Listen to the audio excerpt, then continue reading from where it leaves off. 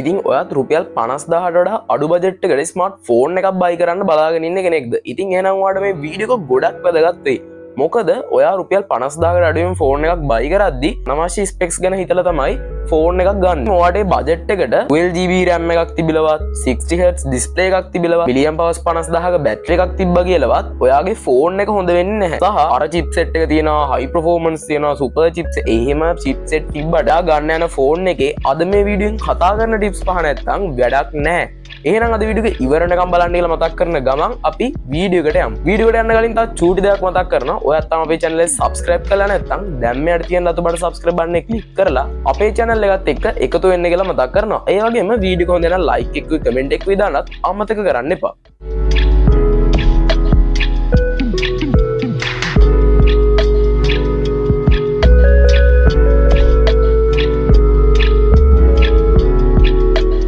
හරි ඉතින් සාමාන්‍යයෙන් අපි කතා කරමු මුලින්ම රුපියල් 50000 බජට් එකේ ෆෝන් කියන්නේ මොනවද? ඉතින් සාමාන්‍යයෙන් දැන් ලංකාවේ ෆෝන්ස් ගොඩක් ගණන් ගිහින් තියෙන්නේ. සාමාන්‍යයෙන් දැන් අඩුම බ්‍රෑන්ඩ් නිව් ෆෝන් එකක් ගන්න තියෙන මං හිතන විදියට රුපියල් 27000ක් රුපියල් 25000ක් වගේ බජට් එකක කෙනෙක් අහන්න බලන රුපියල් 25000 බජට් එකට මොනවද තියෙන ෆෝන් කියලා. channel එක subscribe කරලා තියාගන්න ඊළඟ වීඩියෝ එක ඒක වෙන්න පුළුවන්. හරි ඉතින් මෙන්න මේ වගේ බජට් එකේ ෆෝන්ස් වල ඔයාට කිසිම විදිහකින් high performance chipset එකක් තියෙන ultra wide angle cameras තියෙන මිලියම් පවර්ස් 10000 විතර බැටරියක් තියෙන එකක් ඔයා හිතාගෙන ඉන්නවා නම් ගන්න දැම්ම මේ වීඩියෝ එකෙන් අයින් වෙලා යන්න. එහෙනම් අපි මුලින් ඉඳන් කතා කරමු මොනවද අපිට ගන්න පුළුවන් මෙන්න මේ ෆෝන්ස් වල ස්පෙસિෆිකේෂන් සහ අපි අද කතා කරන ටිප්ස් පහ. හරි ඉතින් එහෙනම් මම වැඩි කතා කරන්නේ නැතුව පළවෙනි ටිප් එකට යනවා. ඉතින් පළවෙනි එක තමයි ඔයාගේ ෆෝන් එකේ process එක සහ specifications performance අන්න ඒ ටිප් එක තමයි පළවෙනි එක. ඉතින් මේකෙන් කතා කරන්නේ ඔයාගේ ෆෝන් එකේ තියෙන chipset එක නෙමෙයි. ඔයාගේ ෆෝන් එකේ නැනෝමීටර්ස් ගන්න. ඒ කියන්නේ chipset එකේ SoC එකේ නැනෝමීටර්ස් ගන්න තමයි අද අපි කතා කරන්නේ පළවෙනි ටිප් එක විදිහට.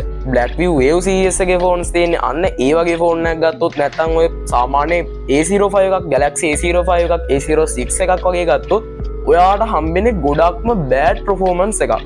මොකද ඒ වගේ තියෙන්නේ 12 nanometer chipset එකක්. ඉතින් මේ වගේ chipset එකකින් ඔයාට සාමාන්‍ය ෆෝන් එකකට මාස 2ක් 3ක් යනකම් මාරම ස්මූත් එකේ වැඩ ටික කරා යන්න පුළුවන්. ඉතින් ඒකෙන් වෙන්නේ ඔයාට දිගු කාලීනව ෆෝන් එක එපා කරන එක.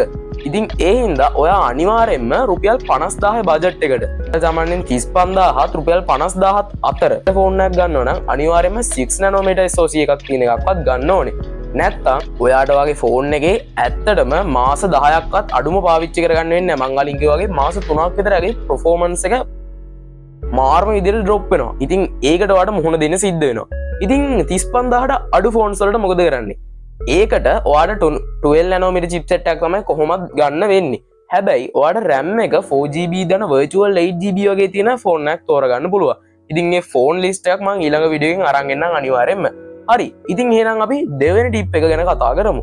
ඉතින් ඔයාගේ දෙවෙනි ටිප් එක විදිහට කතා කරන් දින්න ඔයාගේ ෆෝන් එකේ බැටරි එක ගැන තමයි දෙවෙනි ටිප් එක විදිහට කතා කරන්නේ. මොකද ගොඩක් කට්ටිය මිලියම් පවර්ස් 5000 6000 තියදී ෆෝන්ස් ගන්නවා ඉක්මනට.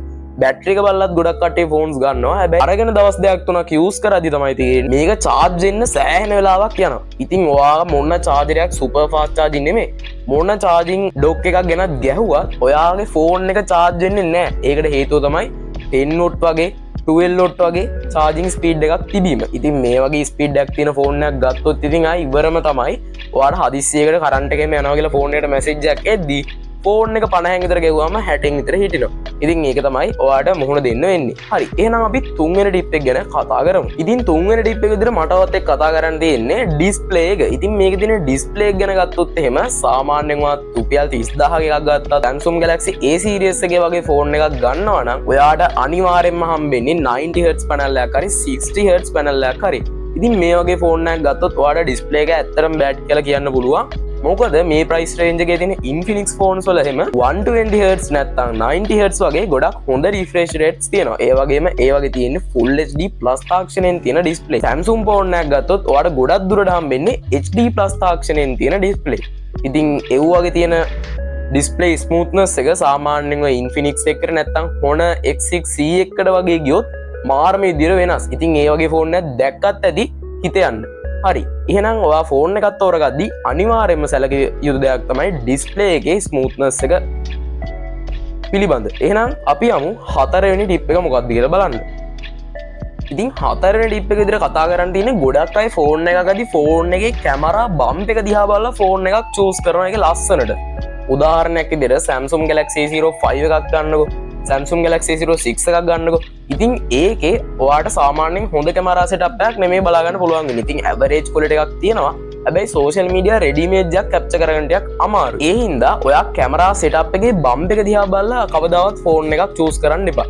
ඔයා කැමරා සෙටප් එකේ තියෙන ස්පෙસિෆිකේෂන්ස් බලලා චූස් කරන්න. උදාහරණයක් විදියට මෙගාපික්සල් 12ක කැමරාවක් තියෙන ෆෝන් එකයි මෙගාපික්සල් 50ක කැමරාවක් තියෙන ෆෝන් එකයි කම්පෙයාර් කරොත් දාවත් හිතන්න එපා 50ක් තියෙන එක හොඳයි කියලා. මොකද iPhone 13 එකේ තියෙන්නේ 12 megapixel ultra wide angle camera එකක්.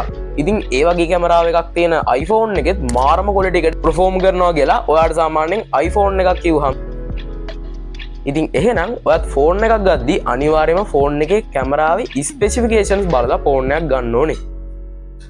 පස්වෙනි ටිප් එක. ඉතින් ඔයා ෆෝන් එකක් ගද්දී අවසාන වශයෙන් බලන්න ඕනේ ඒ ප්‍රයිස් එකට ෆෝන් එක worth ද කියලා. රුපියල් 50000කට විතර 4GB RAM එකක් විතරක් තියෙන virtual RAM එකක්වත් add කරගන්න බැරි 64GB storage එකක් තියෙන SoC එකක් 12 nanometer වගේ තියෙන ෆෝන් එකක් ගත්තොත් ඔයාට වෙන්නේ හිරවෙවි පාවිච්චි කරන්න. ඒක මං අමුතුවෙන් කියන්න ඕන දෙයක් නෙමෙයි. ඉතින් ඒක අනිවාර්යෙන් බලලා ෆෝන් එකක් ගද්දි ඔයාට ඒ ෆෝන් එක වටිනවද? ඒ ගානට වටිනවද කියලා අනිවාර්යෙන්ම චෙක් කරලා බලන්න ඕනේ. ඒක කැමරා සෙටප් එකෙන් කලින් කතා කරපු ඩිස්ප්ලේ ස්පෙක්ස් ගැන එහෙම හොඳට හොයලා බලන්න ඕනේ. මොකද ෆෝන් එකක් ගන්න එයාට නැත්තම් ඔයාගේ සල්ලි වලින් කියලා හිතන්නකෝ. ඉතින් එතකොට ඔයාට අනිවාර්යෙන් ෆෝන් එක ගන්න worth කියලා දැනගන්න පුළුවන් වෙයි. ඉතින් ඔයාගේ සල්ලි වලින් නම් ෆෝන් එක ගන්නෙ ඒ ෆෝන් එක ඔයාට නම් ගන්නෙ අනිවාර්යෙන්ම ඒ ගානට ෆෝන් එක worth කියලා අනිවාර්යෙන්ම දැනගන්න ඕනේ. නැත්තම් ඔයාගේ ෆෝන් එක ගත්තොත් වෙන්නේ කෙටි කාලීනව මාරම ස්මූත් එකේ වැඩ කරලා ටිකක් කල් යද්දී ඔයාගේ ෆෝන් එක වට එපා වෙන එක. හරි. ඉතින් ඔය වැඩ ටික තමයි අද වීඩියෝ එකෙන් මට ඔයාලට කියලා දෙන්න ඕනේ. ඉතින් මං හිතනවා ඔයාලට මේ වීඩියෝ ගොඩක් වැදගත් වෙන්න ඇති කියලා. ඉතින් තවත් මේ වගේ වීඩියෝස් බලන කට්ටියට ෂෙයා කරන්න සහ අපේ channel එක subscribe කරලා වීඩියෝ එක ගැන like එක comment එකකුයි දාන්නත් අමතක කරන්න එපා. එහෙනම් ළඟදී මේ අලුත් වීඩියෝ එකකින් සම්බන්ධ වෙමු. ඔයාලා හැමෝටම සුබ දවසක්.